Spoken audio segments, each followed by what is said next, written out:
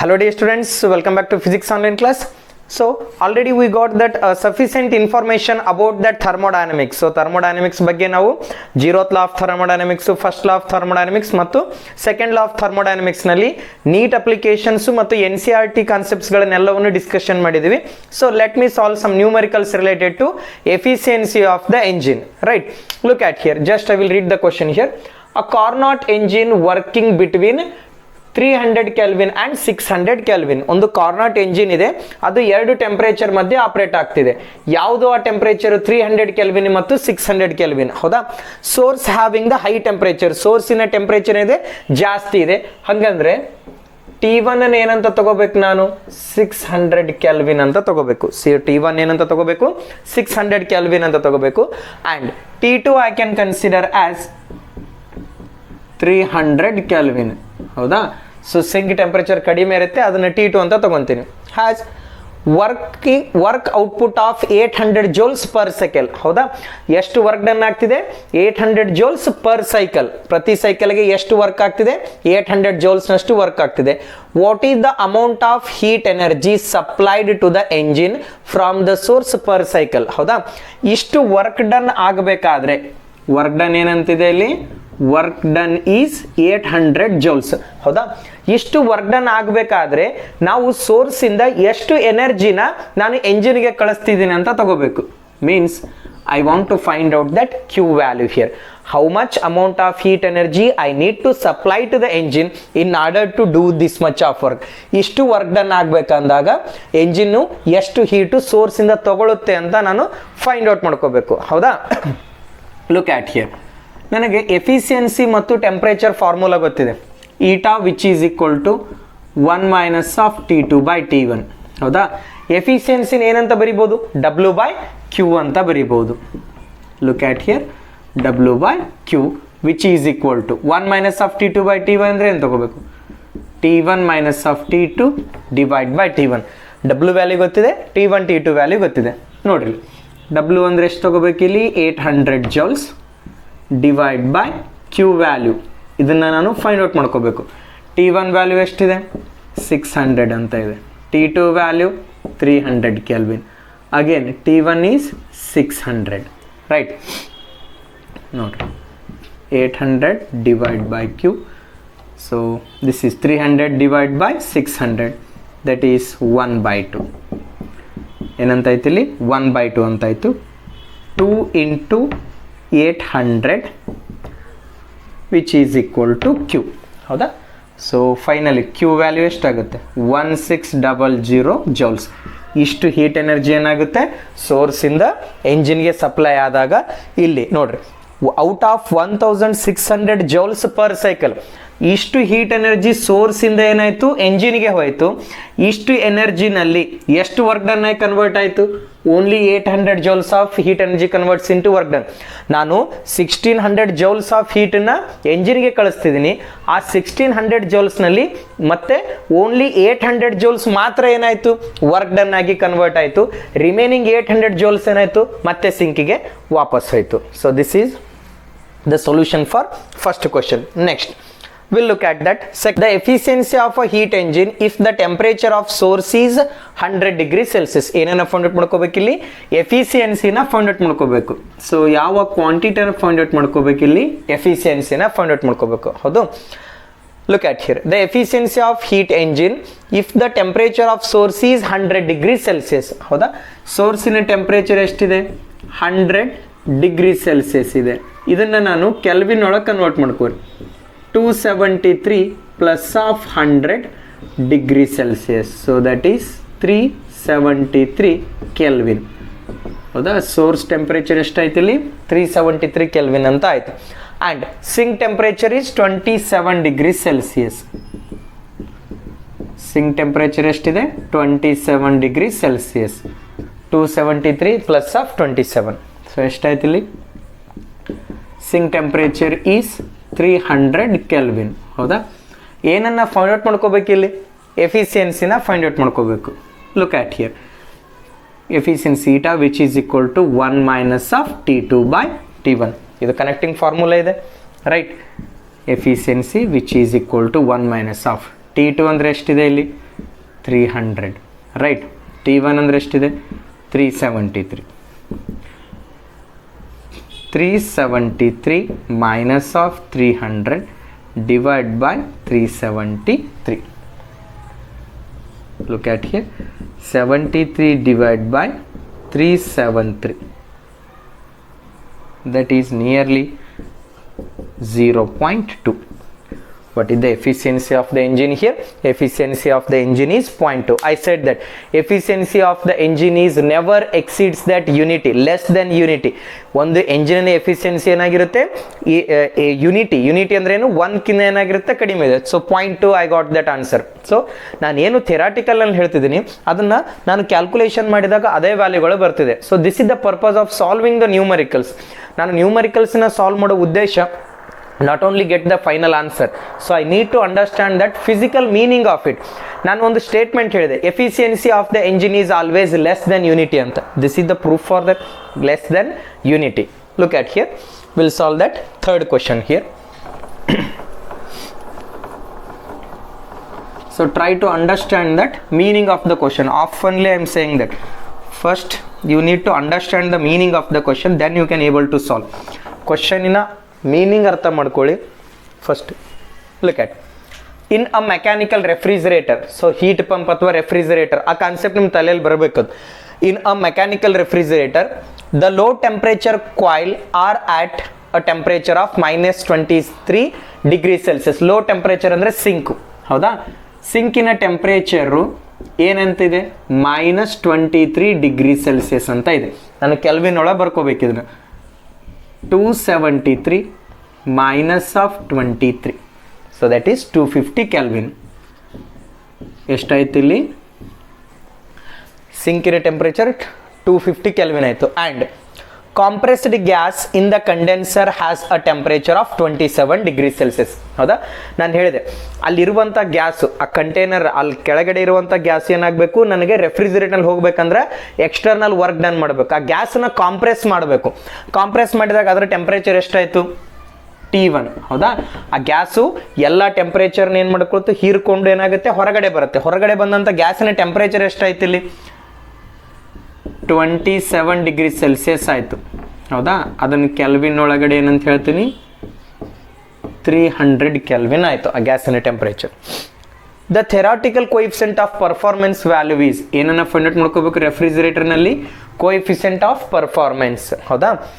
Coefficient of ಪರ್ಫಾರ್ಮೆನ್ಸಿನ formula ಏನು? T2 divided by T1 minus of T2. ಏನಂತಿದೆ? T2 divided by T1 minus of T2. Look at here, T2 divided by T1 minus of T2. T2 ಅಂದರೆ ಏನಂತಿದೆ 300 kelvin, ಸಾರಿ T2 ಅಂದರೆ ಎಷ್ಟಿದೆ 250 kelvin divided by 300 minus of 250 beta which is equal to 250 divide by 50. So beta value which is equal to 5. Coefficient of performance ಎಷ್ಟಿದೆ? Coefficient of performance is 5. So ಇನ್ನೊಂದು statement ಹೇಳಿದ್ದೆ ನಾನು. So in case of that Carnot engine efficiency is never exceeds that unity. ಹೌದಾ? Efficiency ಏನಾಗೋದಿಲ್ಲ ಯೂನಿಟಿಗಿನ ಜಾಸ್ತಿ ಇರೋದಿಲ್ಲ, but coefficient of performance ಏನಾಗಿರುತ್ತೆ? Coefficient of performance is always greater than unity ಅಂತ ಹೇಳಿದೆ. ಸೊ ಬೀಟಾ ವ್ಯಾಲ್ಯೂ ಯಾವಾಗಲೂ ನನಗೇನು ಬರುತ್ತೆ? 1ಕಿನ್ನ ಜಾಸ್ತಿನೇ ಆನ್ಸರ್ ಬರುತ್ತೆ. I got that answer 5 here. We'll solve that next question. Look at here.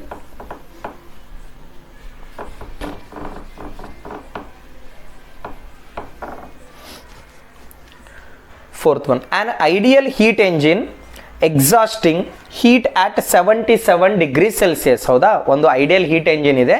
So ಅದರ ಹೀಟ್ ಎಂಜಿನಿನ ಟೆಂಪರೇಚರ್ ಎಷ್ಟಿದೆ? 77 ಡಿಗ್ರಿ ಸೆಲ್ಸಿಯಸ್ ಇದೆ. Is to have a 30% efficiency, it must take heat at. ಹೌದಾ? ಇಲ್ಲಿ ನೋಡ್ರಿ, ಒಂದು ಐಡಿಯಲ್ ಎಂಜಿನ್ ಇದೆ. ಆ ಐಡಿಯಲ್ ಎಂಜಿನ್ ಎಷ್ಟು ಟೆಂಪರೇಚರ್ನ ಸಿಂಕ್ಗೆ ಬಿಡ್ತಿದೆ? 77 ಡಿಗ್ರಿ ಸೆಲ್ಸಿಯಸ್ ಇದೆ. ಹೌದಾ? ಆ ಎಂಜಿನಿನ ಎಫಿಷಿಯನ್ಸಿ ಎಷ್ಟಿದೆ? 30 ಅಂತ ಇದೆ. Look at here, efficiency is in terms of percentage 30%, 30/100, 0.3. ಹೌದಾ? ಅಥವಾ 30/100 ಅಂತ ಬರಿತೀನಿ ನಾನು. ಹೌದಾ? ಇಲ್ಲಿ ಹೀಟ್ ಎಷ್ಟು ಹೋಗ್ತಿದೆ ಸಿಂಕಿಗೆ 77 ಡಿಗ್ರಿ ಸೆಲ್ಸಿಯಸ್. T2ನ ಏನಂತ ಬರ್ಕೊತೀನಿ 77 degree Celsius. 273 plus of 77 that is 350 kelvin ಅಂತ ಆಯಿತು. ಹಾಗಂದ್ರೆ ಏನಂತ ಕೇಳಿದ್ದಾರೆ, it must take heat out. ಹೌದಾ, it must take heat out ಅಂದ್ರೆ ಎಷ್ಟು ಟೆಂಪರೇಚರ್ ಇದೆ ಸೋರ್ಸಿಂದ ಅಂತ ಫೈಂಡ್ ಔಟ್ ಮಾಡ್ಕೋಬೇಕು. ಹೌದಾ, again the same thing, efficiency which is equal to 1 minus of T2 by T1 ಅಂತ ಬರೀತೀನಿ. ಹೌದಾ, ಎಫಿಷಿಯನ್ಸಿ ಪರ್ಸೆಂಟೇಜ್ ಒಳಗೆ ಕೊಟ್ಟಿದ್ದಾರೆ 30% ಅಂದರೆ 30/100 ಅಂತ ಬರಿಬೋದು ನಾನು. T2 ವ್ಯಾಲ್ಯೂ ಎಷ್ಟಿದೆ 350 ಅಂತ ಇದೆ, divided by T1. So T1 value find out ಮಾಡ್ಕೋಬೇಕು. ಇಲ್ಲಿ ಆಪ್ಷನ್ಸ್ಗಳಿದ್ದಾವೆ, so there is no space to write that option in the question. Look at here, ಇದನ್ನೇನಂತ ಬರಿಬೋದು 3/10 which is equal to T1 minus of 350 divide by T1. ಇಲ್ಲಿ cross multiplication ಮಾಡಿರಿ. 3T1 which is equal to 10T1 minus of 350 into 10 3500. ಹೌದಾ, ಇದನ್ನು left side ತಗೋರಿ. 3500 which is equal to 10T1 minus of 3T1 7T1 ಅಂತ ಆಯ್ತು. ಇಲ್ಲಿ 7T1 which is equal to 3500. 7 1s 7 5s 20 500 kelvin. T1 ಎಷ್ಟಾಯ್ತು ಇಲ್ಲಿ 500 kelvin ಅಂತ ಆಯಿತು. ಹೌದಾ, ಇಲ್ಲಿ ನನಗೆ ಕ್ವಶನ್ ಒಳಗಡೆ ಆನ್ಸರ್ ಡಿಗ್ರಿ ಸೆಲ್ಸಿಯಸ್ ಒಳಗೆ ಕೇಳಿದ್ರೆ ಅಂತ ಅನ್ಕೋರಿ. 500 minus of 273, that is 227 degrees Celsius. This is the required answer. Okay, we'll solve that. Next question.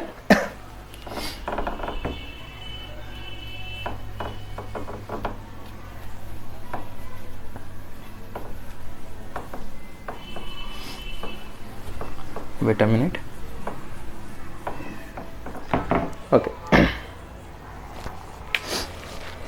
A Carnot engine extracts heat from water at 0 degrees. Extract ಅಂದ್ರೇನು, ಹೀರ್ಕೊಳ್ಳೋದಂತ meaning ಇಲ್ಲಿ.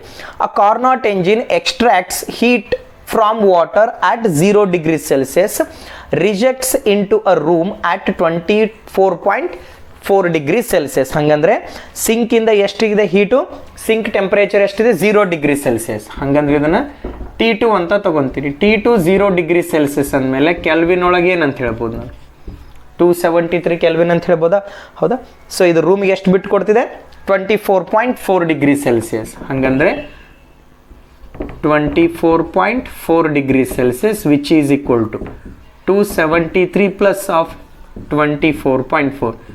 It is nearly about that 297 kelvin. ಹೌದಾ, ನೋಡ್ರಿ, the work required by the refrigerator for every 1 kg of water. ನೋಡಿಲಿ, ಏನನ್ನ find out ಮಾಡ್ಕೋಬೇಕಿಲ್ಲಿ, work required. Question ಓದೋದ್ರೊಳಗೆ ಏನನ್ನ find out ಮಾಡಬೇಕು ಅನ್ನೋದನ್ನ ನೀವು ಮೊದಲು ಅರ್ಥ ಮಾಡ್ಕೋಬೇಕು. ಹೌದಾ, ಏನಂತ ಕೇಳಿದರೆ, work required by the refrigerator for every 1 kg of water convert into ice.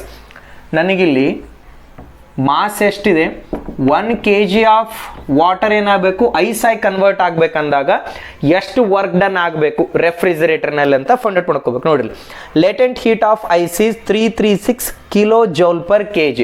ಇಲ್ಲಿ ಯಾವ ವ್ಯಾಲ್ಯೂ ಕೊಟ್ಟಿದ್ದಾರೆ, latent heat of ice value 336 kilo joule. Kilo ಅಂದ್ರೆ ಏನಂತ ಬರ್ಕೊಂತೀನಿ 10⁻³ ಜೌಲ್ಸ್ ಪರ್ kg. ಹೌದಾ, ಇಲ್ಲಿ 1 kg ಆಫ್ ವಾಟರ್ ಐಸ್ ಆಗಬೇಕಂದ್ರೆ ಎಷ್ಟು ವರ್ಕ್ ಡೌನ್ ಮಾಡಬೇಕಂತ ಫೈಂಡ್ ಔಟ್ ಮಾಡ್ಕೋಬೇಕು. ಇದನ್ನು ಯಾವ ಫಾರ್ಮುಲಾ ತಗೋಬೇಕು, coefficient of performance beta which is equal to T2 divide by T1 minus of T2. ಇಲ್ಲಿ ಬೀಟಾ ಅಂದರೆ ಏನಂತಿದೆ Q ಡಿವೈಡ್ ಬೈ W. ಹೌದಾ, T2 divide by T1 minus of T2.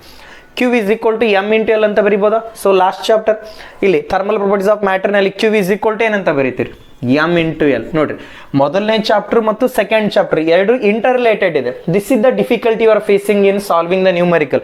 ಇಲ್ಲಿ ಫಸ್ಟ್ ಚಾಪ್ಟರ್ ನಾಲೆಡ್ಜ್ ಇದ್ದ ಮಾತ್ರ ಈ second chapter answer ಮಾಡೋದಕ್ಕೆ ಸಾಧ್ಯ ನಿಮಗೆ. So they will merge the concept. So physics ಯಾವಾಗ ನ್ಯೂಮರಿಕಲ್ಸ್ ಡಿಫಿಕಲ್ಟ್ ಆಗ್ತಾವಂದ್ರೆ ಕಾನ್ಸೆಪ್ಟ್ಸ್ಗಳನ್ನು ಮರ್ಜ್ ಮಾಡ್ತಾರೆ. ಇಲ್ಲಿ Q ಅಂತಿದೆ, ಜಸ್ಟ್ M into L ಅಂತ ಬರ್ಕೊಂಡ್ರೆ ಮುಗೀತು. ಹೌದಾ, T2 divide by T1 minus of T2. Work done different ಮಾಡ್ಕೋಬೇಕು. ಮಾಸ್ 1 kg ಅಂತ ಕೊಟ್ಟಿದ್ದಾರೆ, 336 into 10⁻³ divide by W. T2 ಅಂದರೆ ಎಷ್ಟಿದೆ? 273. T1 ಎಷ್ಟಿದೆ? 297, ಸಾರಿ ಮೈನಸ್ ಆಫ್ 273. ಹೌದಾ, ಇಲ್ಲಿ ನೋಡ್ರಿ ಕ್ರಾಸ್ ಮಲ್ಟಿಪ್ಲಿಕೇಶನ್ ತಗೊಳ್ಳಿ. 336 into 10⁻³ into 297 minus of 273 ಏನಂತಾಗುತ್ತೆ? 24 divide by 273 which is equal to work done. Find the answer for the work done. So hope you get these informations related to thermodynamics. So this is the second